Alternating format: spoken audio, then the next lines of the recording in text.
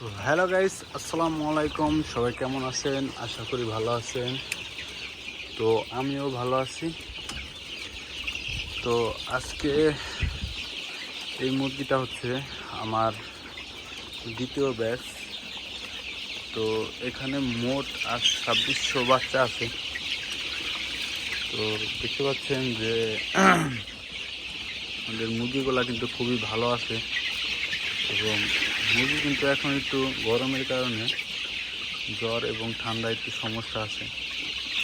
তো আমারও আর কি জ্বর ঠান্ডা একটু আছে, ঠিক আছে। কিছুদিন ধরে অসুস্থ। তো মুরগিগুলা এখন আপাতত ভালোই আছে, ইনশাল্লাহ দেখা যাক কী হয়। তো এখন কিন্তু আমি ঠান্ডার ডোজ চালাচ্ছি। আজকে আমার 25 দিন বয়স মুরগির, 25 থেকে 26 দিন বয়স। তো ঠান্ডার ডোজের ভিতরে আমি চালাচ্ছি হচ্ছে ডক্সিভেট এবং টাইলোসিন। তো এই দুইটাই কিন্তু মেন কিন্তু মুরগির ঠান্ডার ওষুধ।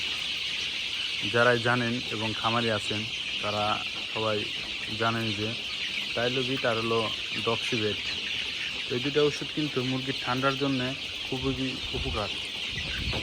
তো এই ওষুধটা এই ডক্সিভিট হচ্ছে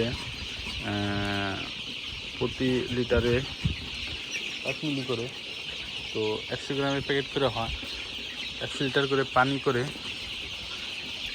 মোট 3 দিন খাওয়ালেই আপনার মুরগির যত ঠান্ডা এবং কি আমাশয় আছে, তো এগুলাকে মানে কেটে যাবে। মুরগিগুলা কিন্তু অনেক ভালো থাকবে।